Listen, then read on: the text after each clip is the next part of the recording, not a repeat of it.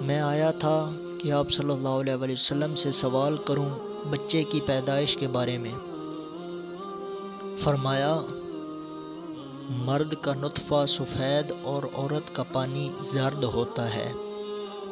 جب یہ دونوں پانی جمع ہوتے ہیں تو اگر مرد کی منی عورت کی منی پر غالب ہو جائے تو اللہ کے حکم سے بچہ پیدا ہوتا ہے، اور اگر عورت کی منی مرد کی منی پر غالب آ جائے تو بچی پیدا ہوتی ہے اللہ کے حکم سے۔